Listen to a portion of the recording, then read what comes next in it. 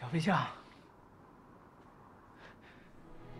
特别的冷静，我特别冷静的跟你说，咱们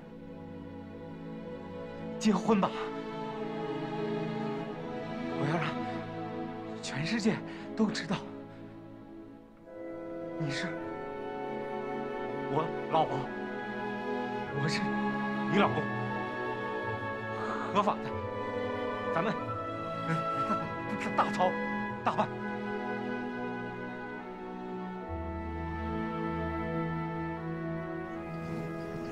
这就是我们的产科手术室。20年前我做实习医生的时候，院长就是我们的老师，也是带我们来参观的产科手术室。进了手术室是实习医生的第一站，也是医生职业生涯真正的开始。医生是个非常残酷的职业，有些人会被淘汰，有些人会选择中途离开，能够留下来坚守到最后的，都是精英啊。方医生就是为数不多的其中之一。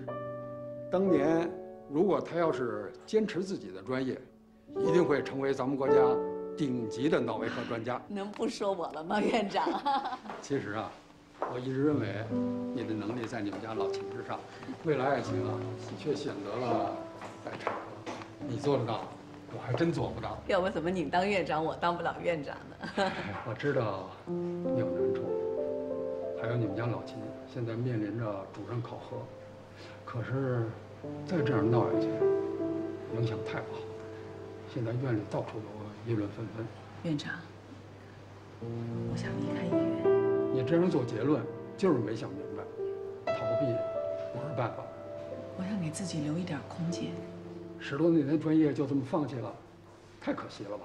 我不是一个事业心特别强的女人，如果让我在事业和家庭中做出选择，我一定会选择家庭。这是我一个老同学，第一医院的心理科主任，也是咱们国家的顶级心理学专家。你也认为我有病？去找他聊聊，没什么坏处吧？听说了吗？方大夫大闹诊室，差点把主任都掀了。你看见了吗？怎么回事啊？我跟你说，从来就没见过秦大夫这么着急的。是啊，多温柔一个人啊！兔子急了还咬人呢。我告诉你啊，平时不发脾气的人啊，急起来越可怕。有道理。哎，可是他们平时不是挺恩爱的吗？对，全是偶像。对啊，这么不吹呢。又不是真偶像，我就不相信有不吵架的夫妻。越是恩爱的，越是问题多。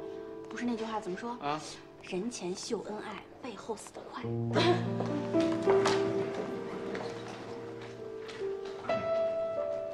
小李，6号病床需要加强产后的恢复啊，你让他多起来走路，不要那么娇气。小张，5号的孩子有点轻微的肺湿，让儿科过来会诊。哎，小王，13号的病人已经剖腹产3天了，止痛药可以减量。小陈，8号病床的病人，你问他通便了没有？如果没有的话，让家属多给他准备一点粗纤维的食品。孩子们，不要瞎猜了啊！我可以告诉你们，小三儿没有，外遇没有，什么都没有。就这些都没有时间谈恋爱的孩子，就不要瞎琢磨别人的感情了，多想想自己的事儿吧。阿姨，我放假了。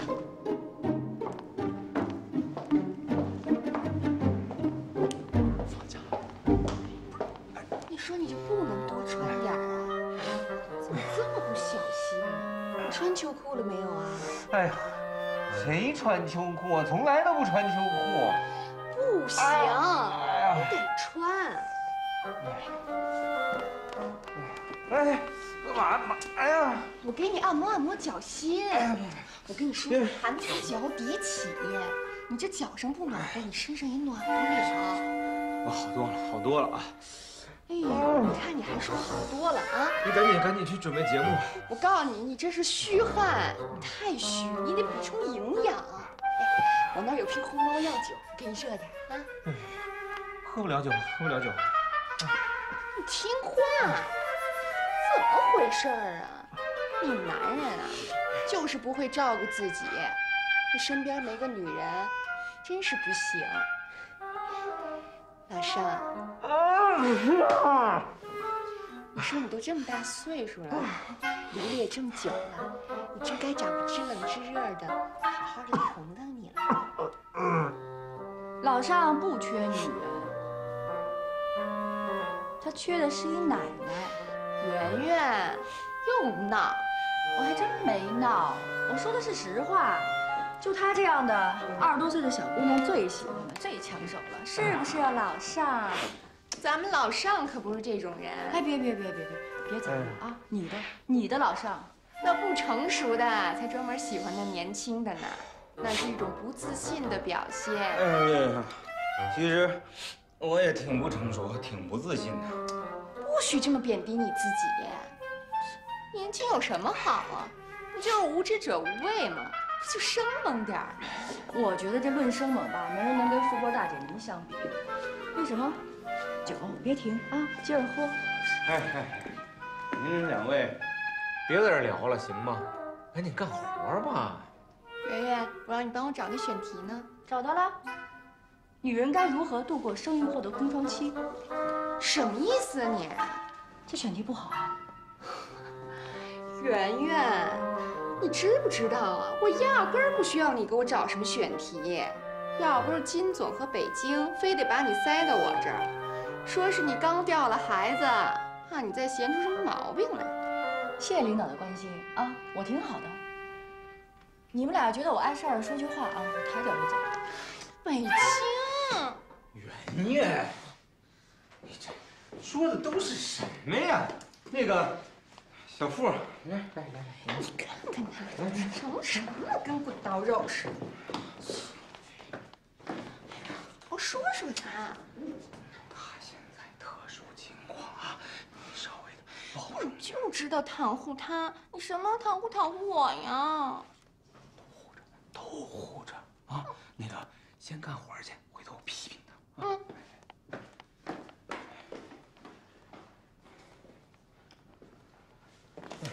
哎呀，领导回来啦！我给你倒杯红毛药酒吧。有意思吗？哎呦，领导您气色真好哎，容光焕发，红光满面的。看来那富贵大姐的按摩手法不错呀。你说她这样当主播太可惜了，应该去按摩院挂一头牌。好玩吗？啊？他不知道深浅，您这儿跟着起什么哄啊？她不知道深浅，那因为她不知道你结婚了。你回来。回来，没说完呢，坐下。我告诉你啊，你要是敢跟他假戏真做，我就敢让你净身出户。不劳您大驾了啊！方相已经把我从卧室踢出来，我已经客厅就寝了。提下也没想法。哎，你不平时挺能说的吗？这关键是好不要脸啊！该说什么说什么。早就不要了，我连那个公开夫妻身份、大办婚礼我都说了。他怎么说呀？断然拒绝，说不能我强硬就硬，想公开就公开。有个性，我得表扬他。什么小子呀！你还在这火上浇油？你看着不怕事儿大是吧？人是你打的，祸是你闯的，解铃还须系铃人，这事儿你赶紧想辙吧啊！圆圆，你帮帮我行吗？就小飞象那脾气，他一条道走到黑，我怎么办呢？帮你没问题，但你得答应我，啊，到死你都不能对方向有二心。苍天在上。还有，就那个大胖锅怎么蛊惑你，你都不能动摇。日月可见。行，包在我身上了。那我的工作呢？替你干。你替我去当主播呀？你的那个事儿，我跟老金都说了好几回了，可是不好办呐。哎，借口就是借口。你看我现在都什么德行了，天天在这瞎晃悠，你觉得有意思吗？我跟你说，我要再这么晃下去，我就老了，我就没救了。要不你拿几个好的选题，我在老金那也好说话。那我不又成了实习生了吗？我奋斗了小10年，我一下又回到解放前了。这不特殊情况吗？要不我给他来一狠的。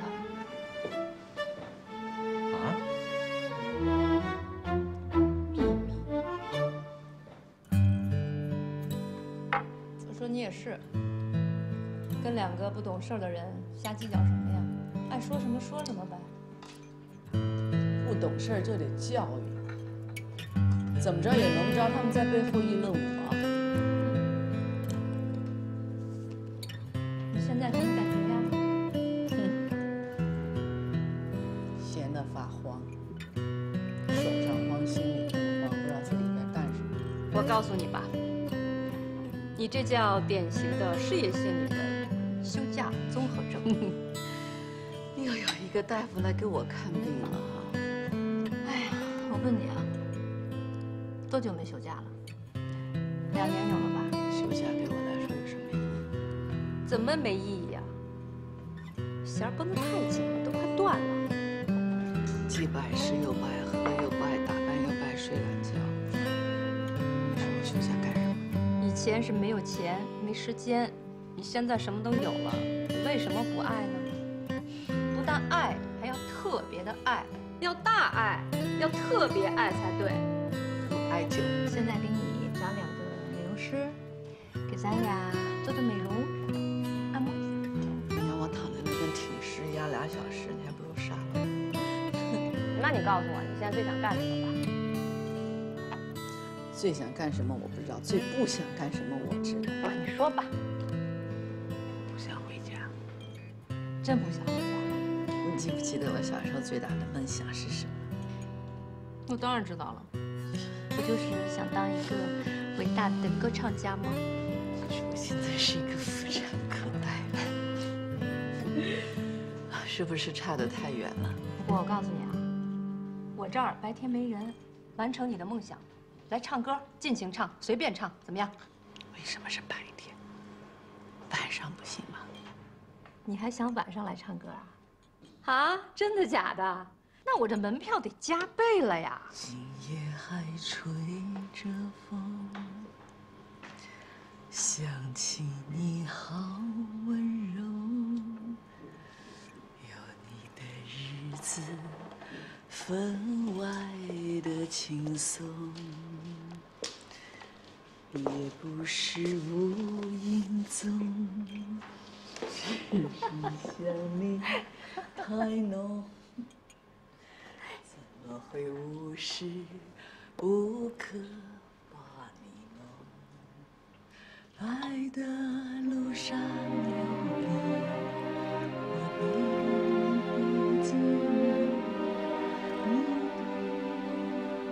我都好，只在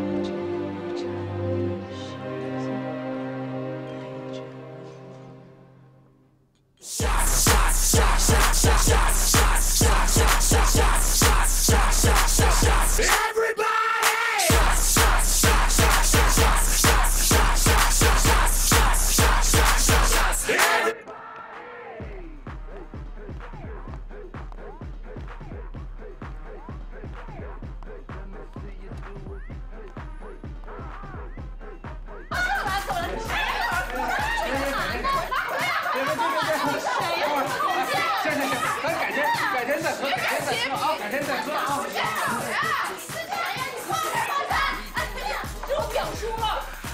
原来长得不会是干爹吧？哎，对，干爹，等等我，干爹，我还行，干爹对我特别好，干爹，还行。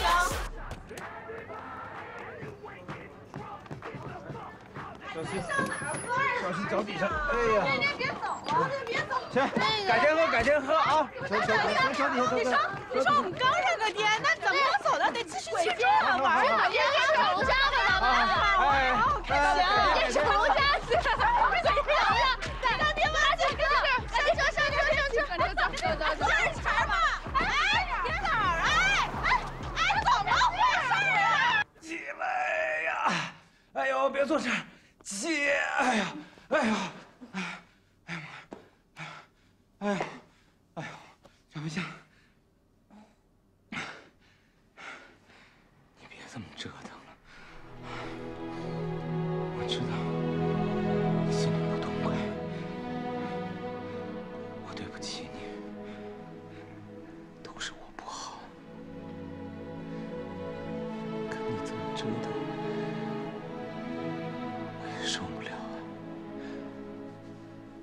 你真把我当成20几岁的小伙子了吗？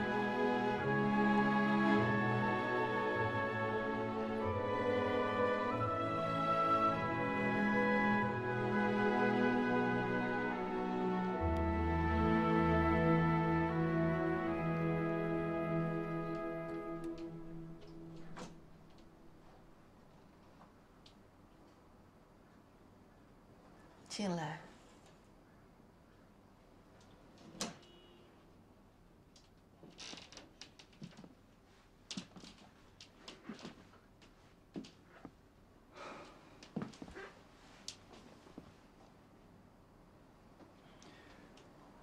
佛云，都5年了，你老是待在这个房子里，你永远走不出痛苦。都5年了，你第一次走进这间房间，你就不痛苦吗？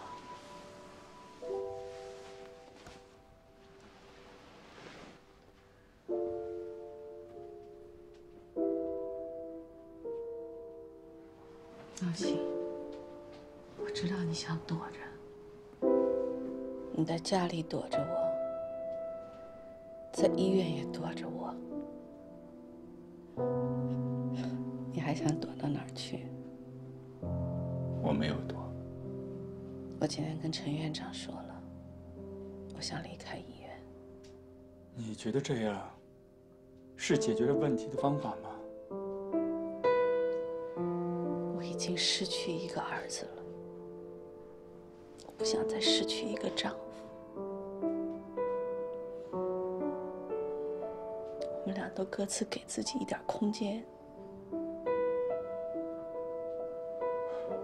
怎么给？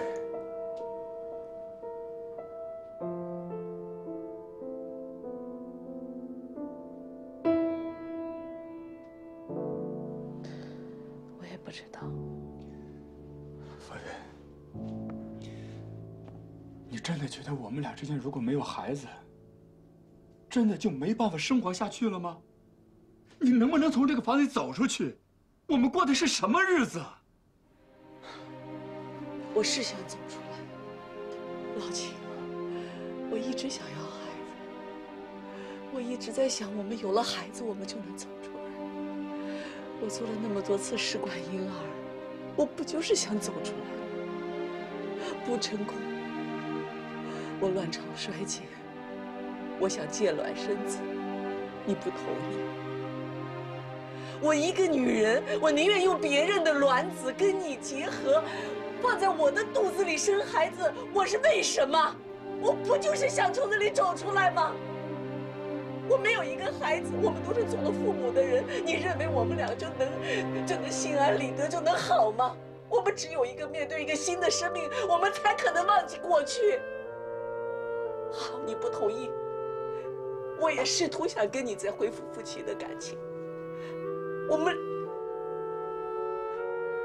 这么多年都没有夫妻生活，我想制造浪漫，我想让我们再回到上大学时候那样，我教你跳舞，我想跟你一起回到过去。我不是一直都在努力吗？方月，我觉得你有点不可理喻了，你怎么现在变成这个样子了？我也在努力，在配合你，对吗？你去做试管婴儿，你知道人家怎么说我？说我没有这个能力了。我是一个男人，我是个爷们儿，这对我来讲意味着什么？你知道吗？我要明确的告诉你啊，我吊科室不是逃避你，我是逃避我自己。我失去一个男人应该有的东西了，你知道吗？我现在看到你，我看到你，我。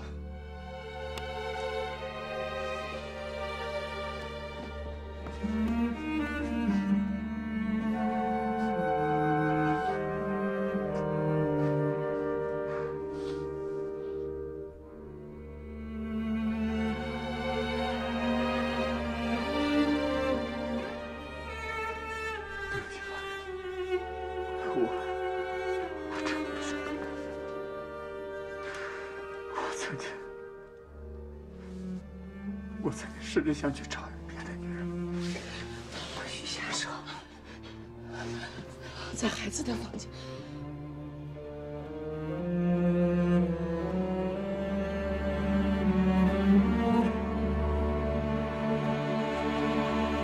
对不起。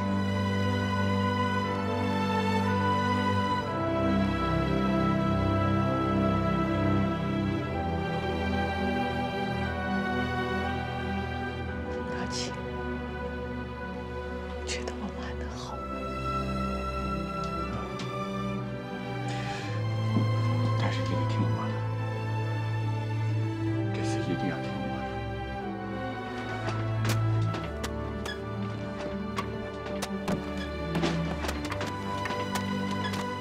你干什么？你干什么？你干什么？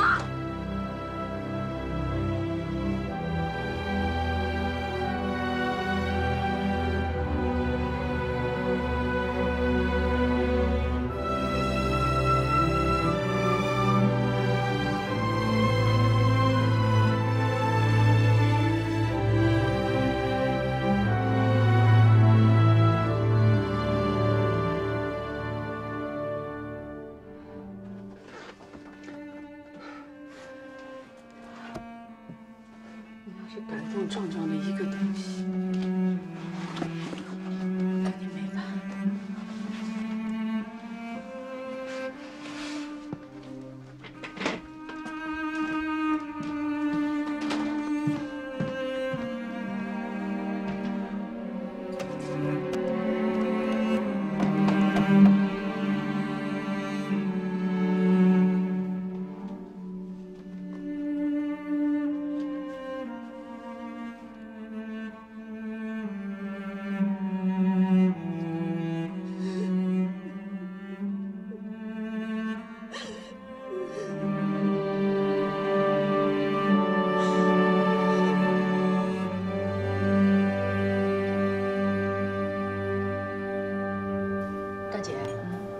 现在什么感受啊？梅城里不是说了吗？婚姻里的人想出来，婚姻外的人想进去。我觉得工作也差不多，忙的时候烦，闲的时候更烦。说的太对了。以前我是最懒的那个人，能多睡几分钟就多睡几分钟。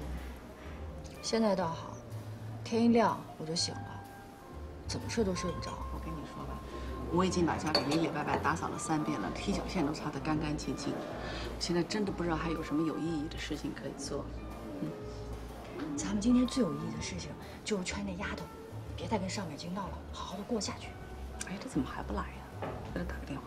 大姐，就假怀孕那事儿，特别想跟方向说了。我觉得保守秘密简直太痛苦了。她现在正闹心呢，不是说的时候。你说过去那地下工作者是怎么做到守口如瓶的呀？你这种不打自招就，你看出来了，我是一叛徒是吧？听我的话啊，有说的时候，啊，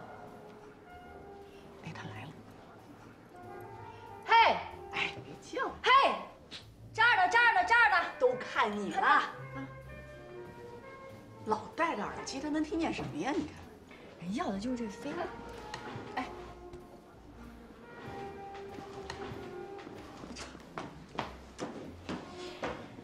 跟你说了多少次了，不要戴着耳机，在马路上多危险呢！啊，要看车。知道吧？土够大的呀你！凑合我的。怎么着？人都凑齐了，准备起义呀？上北京被你给折腾感冒了，这事儿你知道吗？跟你告状来着？真有出息！三儿，我问你，上北京打你，这是什么行为？家庭暴力。家庭暴力有什么特征？有了第一次就有第二次，有了第二次就有将来无数次，一旦动手，一发不可收拾。所以为了杜绝你再次受伤害，我跟大姐决定让你跟上北京离婚。离婚？上北京说他要跟我离婚，我们俩替你做的决定。大姐圆圆，你们俩没事儿吧？谁让你们俩替我做决定了？你不想离？你还要一味的纵容他？你知道一个男人打女人行为多么恶劣？那简直就是渣男败类。上北京是什么人，我心里最清楚。他是不是渣男败类，由不得你们俩来做决定。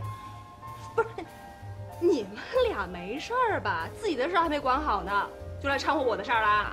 没错，得饶人处且饶人。他既然已经认错了，你就饶了他吧。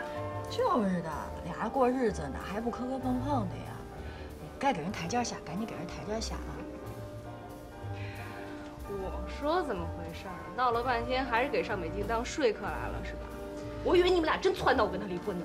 谁都有冲动的时候，冲动过后怎么解决矛盾才是关键，对吧？就是。再说了，要说离婚，你是老三儿，你上面还有我们俩呢，要轮也轮不到你。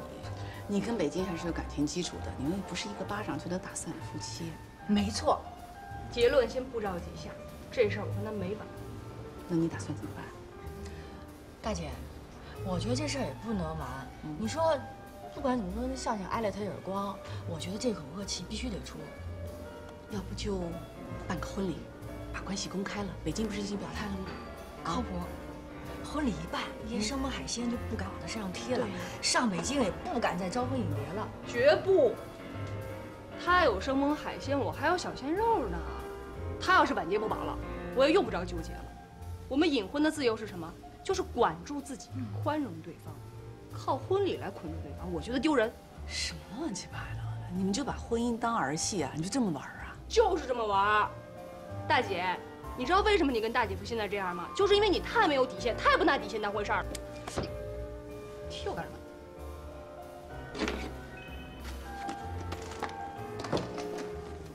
向向，我告诉你，我可能不是一个好的榜样，但是我知道我该在乎的人，我知道我该在乎的事儿。你拿婚姻当游戏，那是你的事儿。等你玩砸了、玩陷了，成了孤家寡人，你别后悔就行。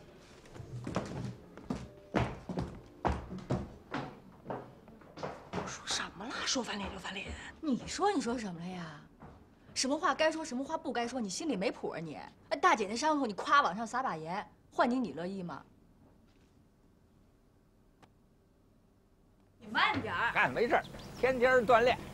哎呀，您这身体还真好。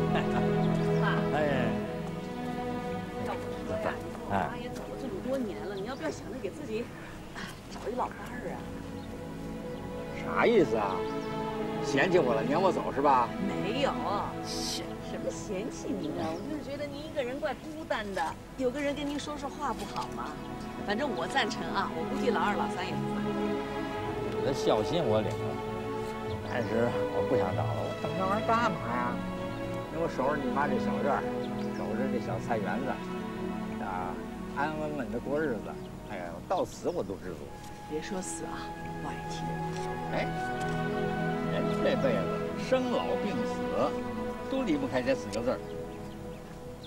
有那么一天，只要呢没有让我闭不上眼睛的事儿，我就知足。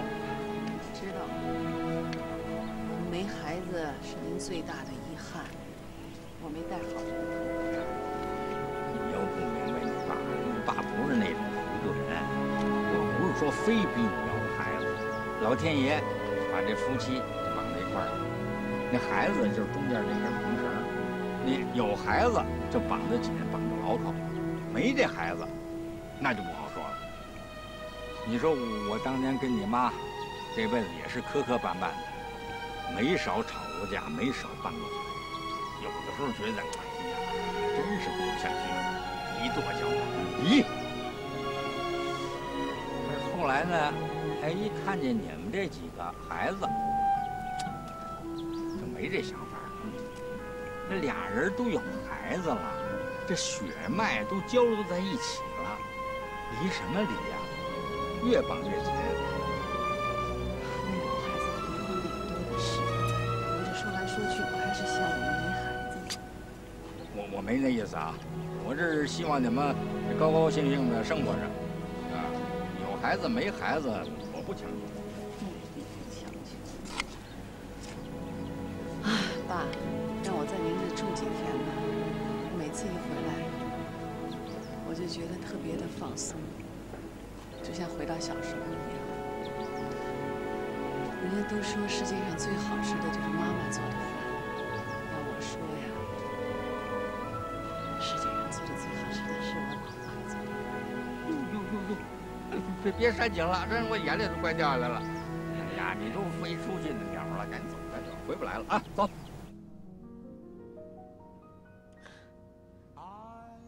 可以啊，这么多年过去了，你居然还记得我喜欢吃什么菜？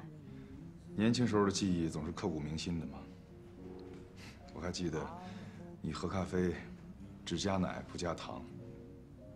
我现在不加糖也不加奶，我只喝黑咖啡。你的胃不好，黑咖啡太刺激了。放心吧，早就好了。我老公每天在家里变着法儿的给我熬养胃的粥喝。是这样，那他挺好的。多好谈不上，颜值不高，钱包不鼓，还有个致命的毛病，死心眼儿。从恋爱到结婚这么多年了，他一直死心塌地的对我好。那是他聪明。对一个这么优秀的女人来说，任何男人都想对她好。哎，怎么没带你媳妇儿一块儿回来呀？我没结婚，离了。我一直未婚。明白了，就是像你这么优秀的，花钱也买不到一个媳妇儿。圆圆，你是一点都没变呀。变了，未婚变已婚。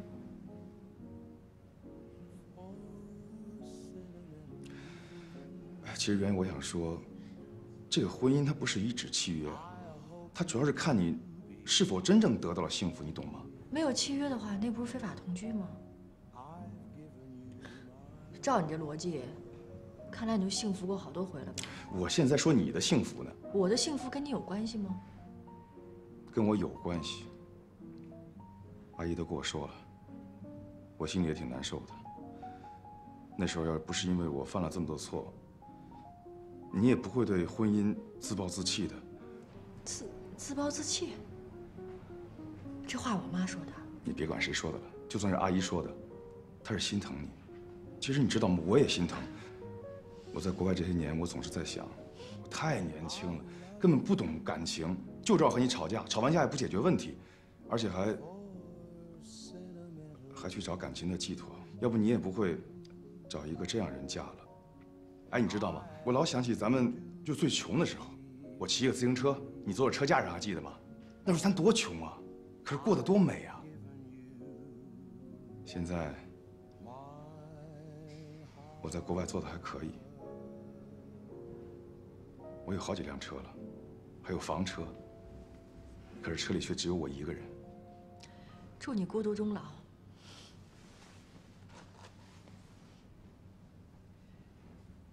祝你白头偕老。你记住，我永远是你的大后盾。如果遇到什么困难，尽管开口。我还真有困难。我明白，阿姨跟我说了，她为了和你结婚，贷款买了个大房子。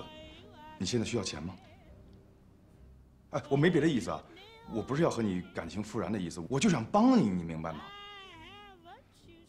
当然了，那要是离了，就另当别论了。那你是希望我离呢，还是不希望我离呢？我希望你幸福。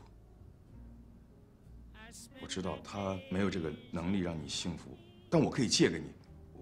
我不要任何的借条，也不要利息，可以吗？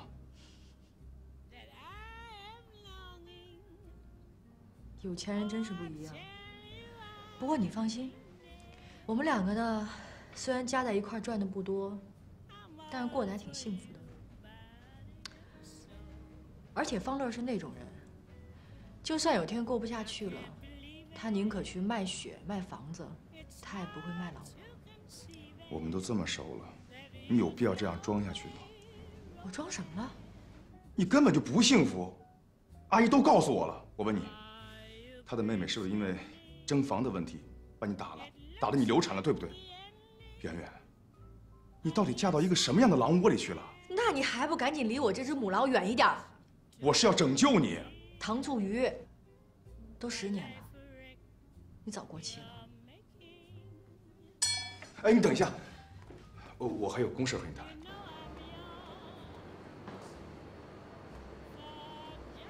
先生您好，您有预约吗？我脸上有东西吗？啊，好嘞，谢谢啊。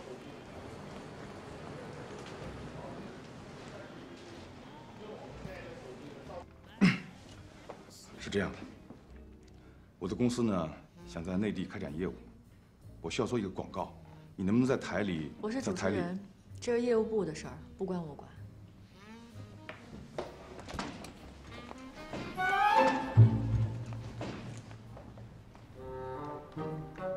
哎，是，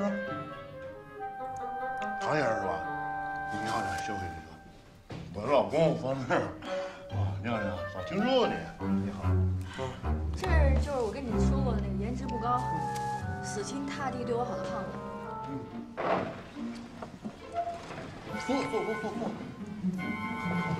那什么，我呀每天都接他下班，我怕一个人晚上回家不安全，别误会啊，没别的意思。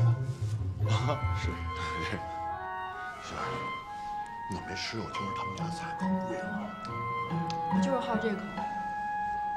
啊，你吃去，我是吃这个。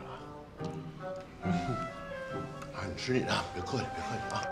好，都凉了。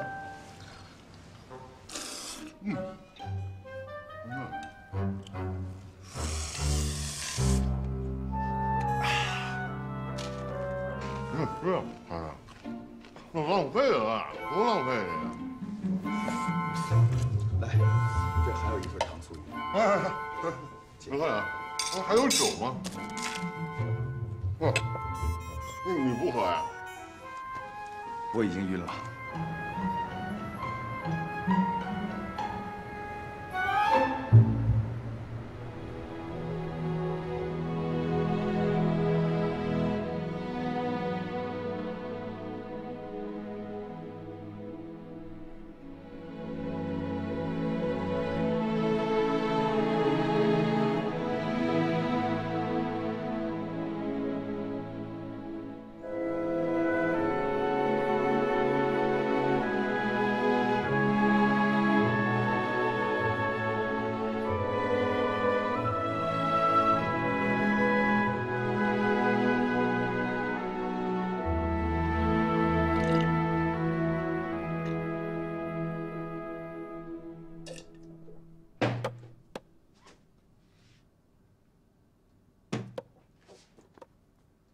别装了啊，没人可怜你。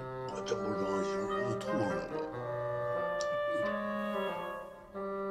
今儿到啊，那还一壶呢。不是，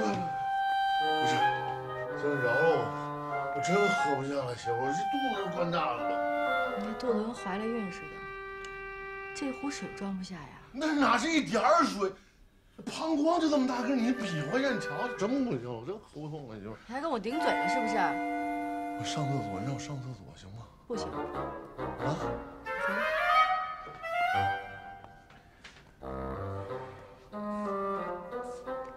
干了吧。偷看我手机多久了？这我哪能记得住啊？每次看的特别顺畅。啊，想看什么看什么。没密码啊？知道为什么没密码吗？因为我没设过密码。我没有什么事可以瞒你，可以骗你的，我心里坦荡着呢。我知道，我媳妇儿我还不知道。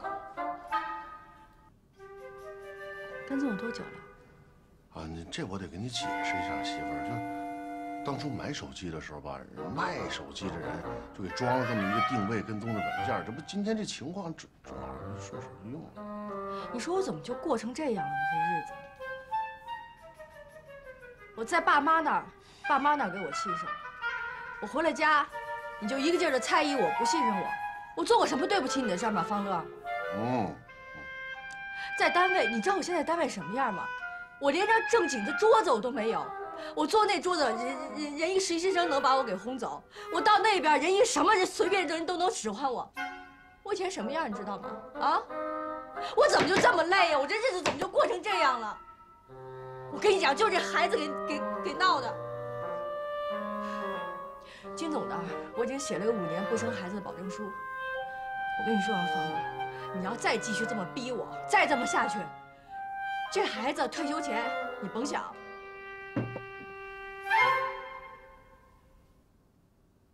你说什么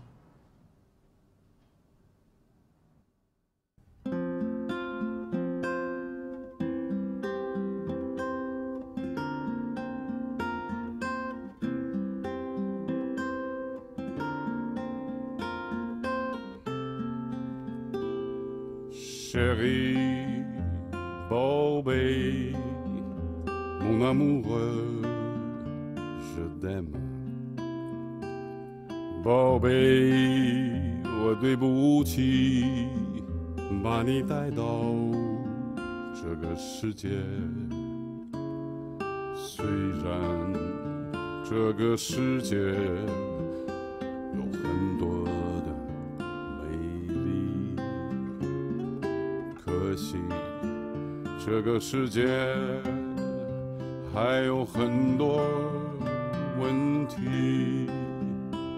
Chérie， 我无能为力，解决问题要靠你自己。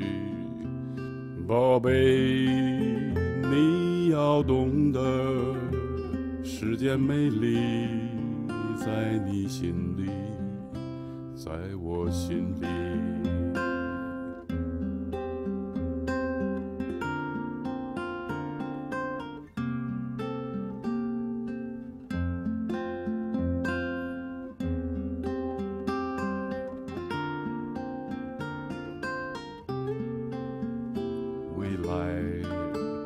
这个世界有更多的问题，幸好我们心中仍有美丽。宝贝，只要学会宽容善良，只会坚强。宝贝，只要唱歌，你会美丽，你会快乐，你会懂得。